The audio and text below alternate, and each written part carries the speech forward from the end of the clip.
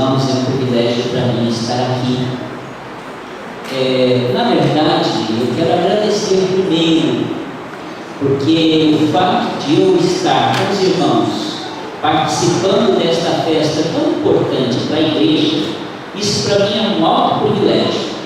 Eu quero dizer para os irmãos que nos estenderam no convite, que eu fiquei muito agradecido a Deus. Tenho certeza que este foi um presente que vocês me deram. E quero agradecer a Deus, porque Ele nos deu 27 anos de casados. Ontem completou essa data. Minha esposa fez mais uma primavera. E a igreja de Deus, ela permanece aqui como um farol da palavra de Deus por tanto tempo. Muitas pessoas passaram por essa igreja, e na minha história, essa igreja também tem um pedaço da mesma, porque também trabalhamos aqui por um período como obreiro da igreja, e tenho o privilégio hoje de vir aqui e participar com os irmãos desta festa tão importante, tanto para a causa de Deus como para todos nós. Queridos irmãos, estamos falando sobre um conflito especial em que todos os seres humanos é parte integrante deste conflito. Queira você ou não, você está inserido nele, e o conflito diz respeito a nós, porque as nossas decisões vão nortear de que lado nós estamos do conflito. Do lado, Deus está conduzindo o universo. E aqueles que estão do lado de Deus enfrentam uma batalha contra o pecado e contra o autor do pecado. Do outro lado está o autor do pecado, rebelde lá do céu, usurpador do planeta, tomou conta do planeta e assegura que é o príncipe deste mundo. Mas a palavra de Deus diz que este conflito tem um fim. Falamos na sexta-feira que para Deus cada 6 é trabalho e o 7º sempre descanso. Falamos que no Velho Testamento, Deus instituía para a nação judaica 6 anos de trabalho e 7º descanso. E falamos também que durante 6.000 anos de pecado, Satanás esteve a destruir a terra. E que quando começasse o 7º milênio, seria o milênio sabático. Explicamos que nós estamos no ano 2019 da criação, mas não sabemos, depois da criação, quantos anos Adão e Eva permaneceram fiéis no paraíso. E por isso, então, nós estamos com 6.019 anos da criação, mas não sabemos quantos anos de pecado. Por isso, Jesus disse que um dia, a hora ninguém sabe. Ontem falamos a respeito dos eventos finais, como a profecia tem escalonado todos os acontecimentos descritos tanto na palavra de Deus quanto no espírito de profecia, e fizemos referência às 7 últimas pragas, especialmente o Armagedon, que tem à tarde, como a 6ª praga, precedida da 7ª praga, e entre a 6ª e a 7ª praga, falamos sobre um evento especial. A voz de Deus, quando Deus fala, estremece terra e céu, e falamos também que aí Deus anuncia o dia e a hora da vinda de Jesus. Queridos irmãos, eu fico imaginando assim, porque a terra estará a tremer debaixo dos pés, e diz que ela não cessará, os outeiros estarão tremendo, tudo estará em comoção no planeta. O Espírito de profecia diz que as águas deixam de fluir, as fontes cessam, tudo fica em confusão, quando nós expectantes aguardamos, olhando do lado do Oriente, o sinal da vinda de Jesus. Falamos da ressurreição especial de Daniel 12:2, que ocorre exatamente pela voz de Deus. Daniel 12:2 diz que muitos dos que dormem no pó da terra ressuscitarão para a vida eterna e outros para a vergonha e desprezo eterno. Aqueles que ressuscitam para a vida eterna é parte dos 144 mil que morreram fiéis a essa mensagem, a essa verdade, crendo na ressurreição especial, que ressuscitam por ocasião da voz de Deus, para verem Cristo vindo nas nuvens dos céus e comporem o grupo daqueles que estarão selados em número de 144 mil, que são o povo expectante da vinda de Jesus. Mas entre estes, aqueles que ressuscitam para vergonha e desprezo eterno, são aqueles que martirizaram os santos, desde Abel, o primeiro justo, até o último justo a ser condenado à morte pelos seres humanos.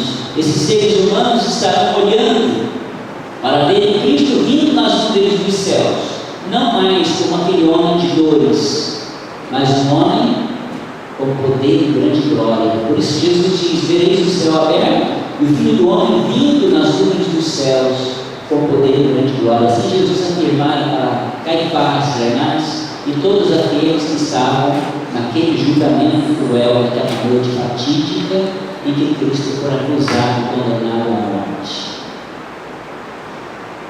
Quando os seres humanos justos, expectantes, olham o firmamento, diz o grande conflito que as nuvens estarão chocando-se umas contra as outras, algo que nunca visto na história da humanidade. Diz que como se duas mãos puxassem a cortina das nuvens, abrisse da banda do sol nascente do oriente, aquele espaço claro de glória indescritível, onde vimos o sinal da vida de Jesus. A Bíblia diz que é como o tamanho da metade da mão de um homem que nós vimos aqui da banda do sol nascente. Dentro daquele espaço claro de glória indescritível, aquela nuvem a princípio negra. Essa nuvem vem crescendo, vem se desenvolvendo, aquele espaço vai se abrindo e vem se aproximando à volta de Jesus. O profeta do Velho Testamento, falando a respeito do dia da volta de Jesus, diz que será um dia singular. Não haverá nem claridade suficiente e nem escuridade, porque o sol já não nasce, não aparece mais. O sol não mais brilhará no horizonte. Teremos luz, mas não mais a luz do sol. É incrível, mas é interessante que o sol será apagado durante 1000 anos. E a Bíblia diz que o sol não dará mais a sua luz. Queridos irmãos, neste episódio Jesus vem, a nuvem cresce, aquela nuvem negra agora deixa de ser negra, torna suas bordas avermelhadas e depois mais colorida, e aquela nuvem cresce. É o cortejo de Cristo e ele aparece como vencedor. E agora Jesus se apresenta-se diante da humanidade toda. Seus olhares estão fixos na humanidade. Diz que ao olhar de Cristo, todos os ímpios desejam fugir e correm pelas cavernas e montes da terra e exclamam: eis que é vindo um grande dia, quem poderá subsistir? Esta mesma afirmação é feita também pelos justos, quando seus rostos estavam alegres e felizes ao verem o sinal da vinda de Jesus. E imediatamente, quando Jesus se aproxima e é pronunciada esta grande sentença: quem poderá subsistir? O rosto dos justos fica empalidecido. E o grande conflito diz que o rosto dos ímpios se torna negro como silício. Há um tempo de terrível silêncio. Aquela pergunta: quem poderá subsistir? Quando os justos dirigem para os altos, olhando a Cristo. E Jesus agora, depois de uma certa trégua, ele diz: a minha graça nos basta. Quando Jesus fala, a minha graça vos basta, aquele coro angelical que havia parado diante do silêncio da grande pergunta, toca as suas harpas mais avidamente. E a palavra de Deus diz que Jesus responde, a minha graça vos basta. Quando Jesus diz, a minha graça vos basta, acontece um milagre. Nós encontramos lá em Tessalonicenses aquele texto muito conhecido, que os irmãos também conhecem, e diz Paulo que haveremos de fazer essa pergunta e haveremos de agora ser transformados num piscar de olhos, num momento. Nosso corpo corruptível se reveste da incorruptibilidade. O nosso corpo mortal se reveste da imortalidade. E agora exclamamos, vitória. Tragada foi a morte na vitória. Onde está a morte, a tua vitória? Onde está a morte, o teu aguilhão? Esta pergunta vai ser feita pelos santos, agora transformados. Eles estão livres da mortalidade. Aqueles que também ressuscitaram por ocasião da ressurreição especial, juntamente com todos os santos justos, são transformados. Agora eles também alcançam a imortalidade. Quando isso acontece, queridos irmãos, Jesus toca a sua trombeta de prata e exclama, despertai, despertai, despertai vós que dormis do pó e surgi. E diz a Bíblia que por toda a extensão da terra, os justos, em multidão como a areia do mar, se levantam da sepultura com sua vida imortalizada, o seu corpo, um corpo novo, diferente daquele corpo que tinham anteriormente. Todos os sinais de decadência do pecado ficaram para trás. Nesse novo corpo, ressuscita como a louçania da juventude eterna. Queridos irmãos, a primeira pessoa, ou o primeiro ser que se apresenta para estes que acabaram de ressuscitar, é o seu anjo da guarda, que lhes estende as mãos e dá boas-vindas. E agora começam a subir, e o seu anjo começa a contar-lhe sua história, desde o seu nascimento até o dia que você ou os santos daquele tempo foram depositados na sepultura. O nosso anjo da guarda, segundo a inspiração, que até então estava oculto, ele aparece para aqueles que são parte, que são os 144 mil, e também sobe conosco. E quando vão subindo, há uma classe de pessoas que devem subir também, mas que estão expectantes, olhando, que não conheceram Cristo. Muitos paganos que nunca conheceram a palavra de Deus. Onde está estarrecidos, olhando para o céu, olhando aquela cena. E Jesus agora olha para eles e diz: vinde, benditos de meu Pai, possuir por herança o reino que vos está preparado desde a fundação do mundo. E eles estão atônitos, e Jesus continua dizendo: porque tive fome e deste-me de comer, tive sede e deste-me de beber, estava nu e vestiste-me. Mas estes não conheceram a Cristo e vão perguntar: mas Senhor, quando foi que nós tivemos com fome, com sede, nu? E Jesus há de lhes responder: quando fizestes a um dos meus pequeninos irmãos, a mim fizeste. Entra no gozo do teu Senhor. E estes também ascendem, juntamente com os santos de todos os tempos.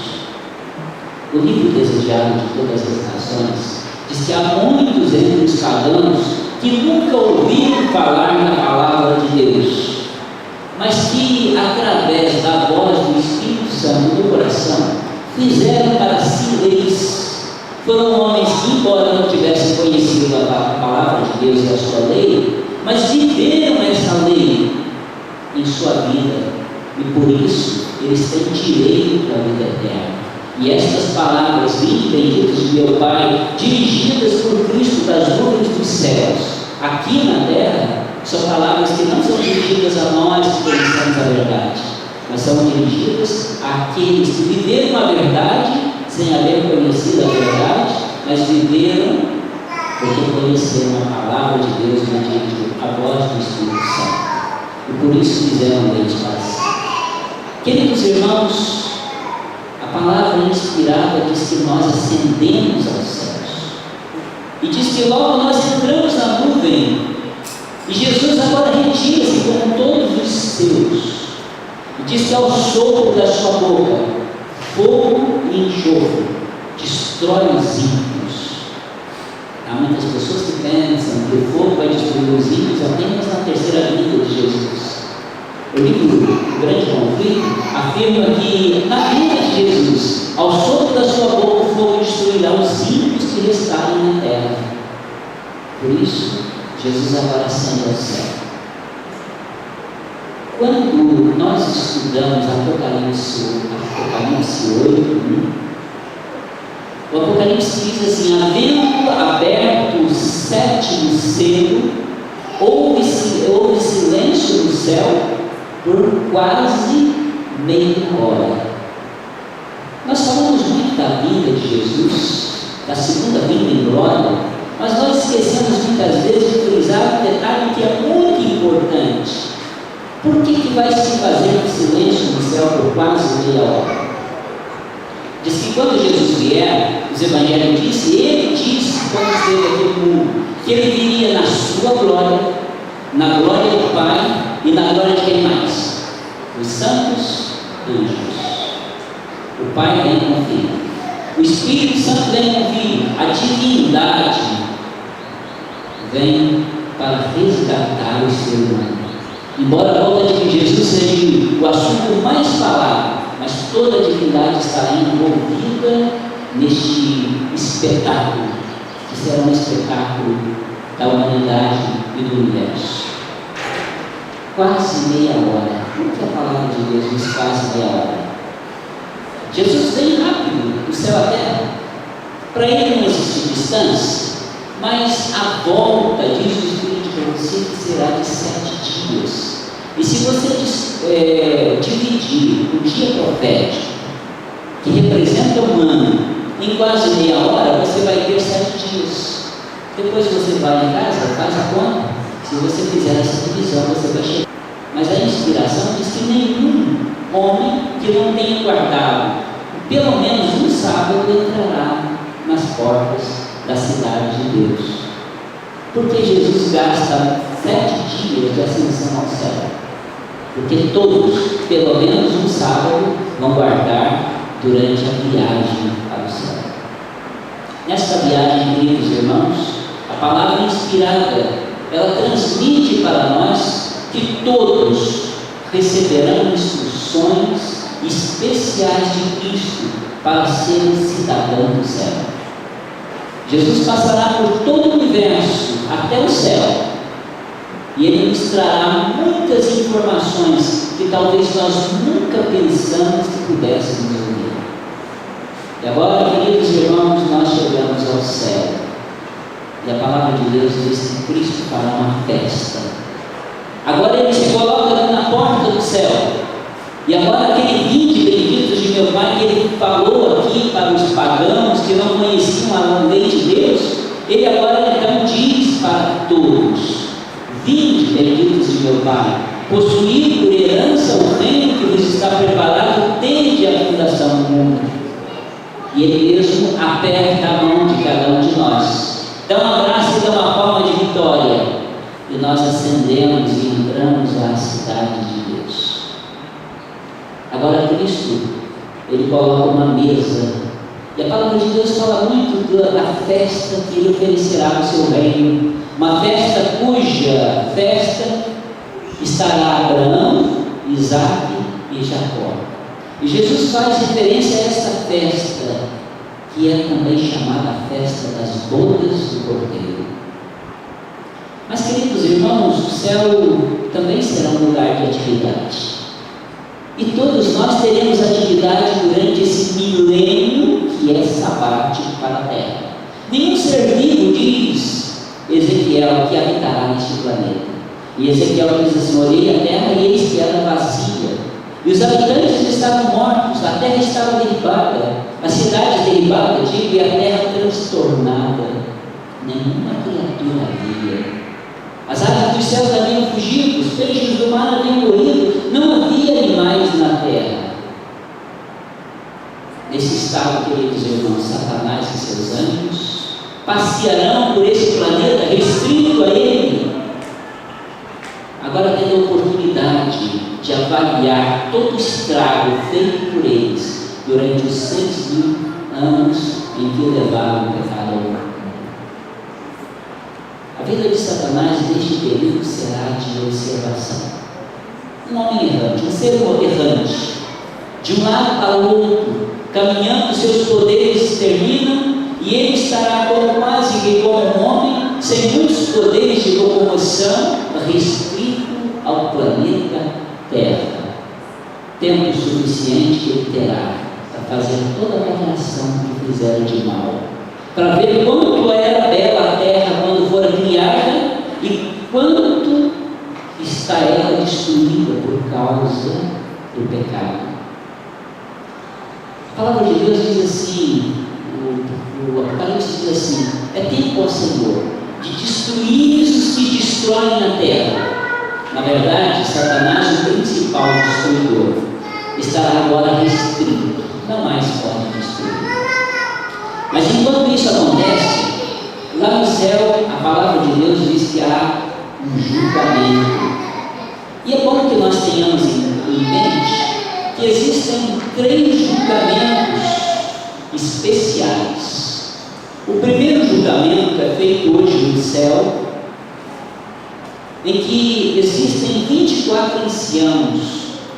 Esses 24 anciãos são homens que viveram aqui na terra como nós e que foram levados para o céu. Pelo menos 2 nós temos notícia. Digo, pelo menos 3 nós temos notícia. Nós sabemos que Elias foi ao céu sem provar a morte, não foi? Outro homem foi ao céu sem provar a morte, se lembra?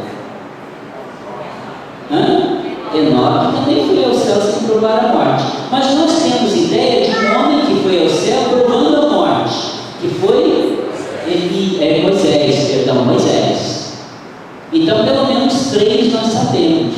A palavra de Deus diz que na ressurreição de Jesus, uma milícia de santos ressuscitaram, foram vistos na cidade, e quando Jesus ascendeu ao céu, diz que ele, como troféu da sua vitória, subiu com essa comitiva e ascendeu ao céu, como troféu da vitória da morte que tivera por nós no Calvário. Chegado ao céu, Jesus então faz hoje o primeiro julgamento. Esse julgamento é um julgamento de análise de quem pode ir para o céu e quem não pode ir para o céu. É chamado juízo investigativo, em que 24 homens que viveram como nós, que têm as mesmas fraquezas e venceram, que sabem quanto é a dor, quanto é o sofrimento, quanto é a prova, eles podem fazer um balanço geral da nossa vida. E eles estão processando quem vai para o céu e quem não vai para o céu. O julgamento de Cristo é um julgamento minucioso, em que todos são levados ao julgamento. Terminado esse julgamento na terra, faremos agora o julgamento de novo no céu. Agora, toda a multidão de santos selados e salvos, vamos tomar os livros e avaliar, cada um avaliar a sua própria geração. Irmãos, imaginemos nós tomando o relato da igreja de Cascadura. Imaginemos nós tomando o relato do nosso companheiro que não foi ao céu, que conviveu conosco aqui sábado após sábado, e fazendo a avaliação. E nós vamos dizer, não, tal dia ele fez tal coisa. De fato, está registrado aqui, isso é verdade. Eu sou testemunha disso aqui. Mas sabemos de julgar também nossos parentes, o nosso filho, a nossa filha, o nosso pai, a nossa mãe, o nosso irmão. E embora derramemos lágrimas, nós vamos dizer, o julgamento de Deus é justo. De fato, ele era uma pessoa dúbia. De fato, ele tinha a aparência religiosa, mas ele não vivia a religião. Deus é justo, ele não tinha condições de ser salvo mesmo. Esse julgamento é terminado aos 1000 anos. E a palavra de Deus agora tem a definição de que Cristo retorna à terra. Agora Jesus vem. Zacarias diz, capítulo 14, Jesus vem, versículo 4. Como dissemos ontem, ele vem e toca o pé. Ele desce e toca os seus pés no Monte das Oliveiras.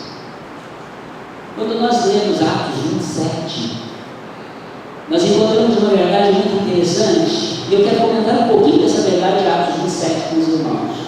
Jesus passou 40 dias aqui na terra, visitando a terra depois que ressuscitou. E Jesus estivera a princípio ali em Jerusalém, e deu uma ordem a Maria: diz a meus discípulos que vão a Galileia, porque lá eu quero me encontrar com ele. Queridos irmãos, foram a Galileia, e segundo a palavra de Deus, havia mais de 500 irmãos ali. Jesus falou coisas especiais para eles. Depois Jesus voltou com eles da Galileia, vieram a Jerusalém, passaram por dentro de Jerusalém. A comitiva de Jesus, aqueles 11 que estavam agora com Jesus, era visto pelas pessoas da cidade. Mas diz o livro inspirado que Jesus se ocultava daqueles que passavam por Jerusalém. E eles viram aqueles discípulos que até então estavam cabisbaixos, agora com toda a alegria passaram por dentro de Jerusalém. Desceram a porta dos reis, subiram o Horto das Oliveiras, ascenderam o Monte das Oliveiras, e ali Jesus agora começa a falar com eles, apresentando a eles a sua segunda vinda. E quando Jesus está falando com eles, ele ascende ao céu. Vamos ler Atos 1:7.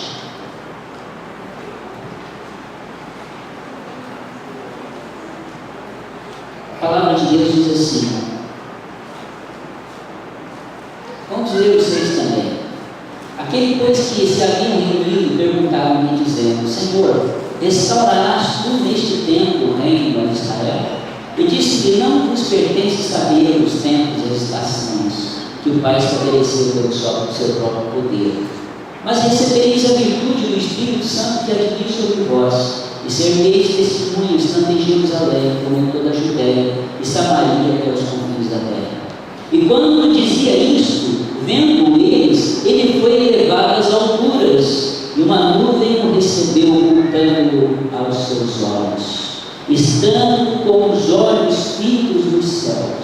Enquanto ele subia, eis que junto deles puseram 2 varões vestidos de branco, os quais disseram: Varões galileus, por que estáis olhando para o céu? Este Jesus que dentre vós foi recebido em cima do céu, há de vir como para o céu deste exemplo. Queridos irmãos, esta afirmação aqui dos anjos era uma afirmação especial e que fizeram ali no Monte das Oliveiras. O livro Desejado de Todas as Nações diz que aqueles 2 anjos que estiveram no lado dos discípulos, quando Jesus havia ascendido aos céus, eram os 2 anjos que Deus destacara do céu para vir acompanhar a obra de Jesus na terra desde o seu nascimento até a sua ascensão. Esses anjos queriam com todo prazer subir ao céu juntamente com Jesus, porque aquela nuvem branca que o ocultou no céu, diz a inspiração que não era uma nuvem comum, era um grupo de anjos que um pouco mais acima aguardavam a ascensão de Jesus. E quando aqueles 2 anjos permaneceram ali, permaneceram para dar uma resposta àquela pergunta que talvez nunca seria respondida pelos discípulos se os anjos não permanecessem. E disseram eles: varões galileus, por que estáis olhando ao céu? Esse mesmo Jesus, que dentre vós saiu daqui, ele há de descer aqui. Queridos irmãos, como diz a palavra inspirada, Jesus descerá no Monte das Oliveiras, na terceira vinda. Tocará os seus pés e diz a palavra de Deus que o monte se fenderá ao meio e dividirá em duas grandes partes, para o norte e para o sul. E transformará aquela região numa grande planície em que a cidade de Deus descerá. E quando Jesus toca os seus pés, transforma aquela região em uma grande planície, os santos de Deus se colocam ao lado de Jesus e tomam conta daquela região. Um outro milagre acontece. Jesus agora ordena a ressurreição de todos os ímpios. Incontáveis milhões de pessoas, desde todos os tempos, ímpios que até então haviam tombado na sepultura, ressuscitam, e Satanás agora precipita-se para o meio deles e afirma para toda a multidão que ele, com o seu poder, os havia ressuscitado. E afirma também que ele estava prestes a tirá-los do grande massacre que Deus os colocara, da grande tirania divina. E a palavra inspirada diz que aqueles incontáveis milhões que estão acostumados a seguir Satanás nesta vida continuam seguindo o grande rebelde. A Nova Jerusalém vem descendo do céu. A Nova Jerusalém deve pousar ali naquela grande planície feita pelos pés de Jesus ao tocar nela. E queridos irmãos, Satanás aponta, diz a inspiração, para a Nova Jerusalém, aquela cidade muito linda, e mostra que ele, com seu poder, vai colocá-los ali e que vão destruir os santos. E segundo a palavra inspirada, começam a fazer petrechos de guerra e se preparar para tomar a cidade. Mostra os incontáveis milhões do seu lado e mostra que o grupo dos salvos é bem menor do que eles e que com facilidade poderão tomar a cidade. A palavra inspirada diz que durante um certo tempo eles se preparam para a batalha. Existe aqui uma celeuma em torno deste assunto. Alguns teólogos afirmam que este período vai ser um curto período de tempo em que Satanás e seus anjos e os ímpios se preparam para tomar a cidade. Há algumas pessoas que afirmam que Isaías 65:20 se cumprirá ao pé da letra aqui. Nós temos procurado informação da palavra de Deus, fazendo referência a Isaías 65:20, e não existe nenhum texto inspirado que explique esse texto da palavra de Deus. Existem duas correntes teológicas, que uma diz que aqueles 100 anos que apresenta Isaías 65:20 são 100 anos em que o pecador permanecerá nessa vida, na terceira vinda de Jesus, preparando-se para tomar a cidade de Deus. Outra classe de estudiosos da Bíblia afirma ser rápido, como dissemos a princípio. Como nós não temos inspiradamente nenhuma definição de nenhuma teoria, nós nos limitamos ao que a palavra de Deus menciona. Mas, queridos irmãos, terminado o preparo dos ímpios, diz que Satanás arregimenta-se contra a cidade de Deus, companhia após companhia, grupo após grupo, e marcham todos em direção aos santos. E agora a palavra de Deus diz que os santos entram na cidade, fecham as portas, os santos sobem em cima do muro da cidade. Nós vamos falar sobre a cidade rapidamente em seguida. E agora começa o terceiro julgamento da humanidade. No terceiro julgamento da humanidade, queridos irmãos, acontece um fato estupendo.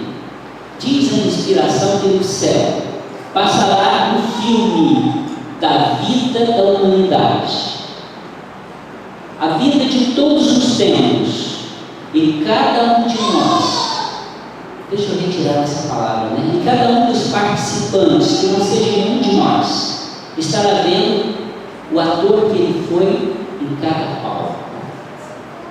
Aí a palavra de Deus diz que Deus trará a luz. Tudo quanto aconteceu pela humanidade. Eclesiastes 12, 13, 14. De tudo que se tem ouvido, o fim é: teme a Deus e guarde os seus mandamentos, porque esse é o dever de todo homem.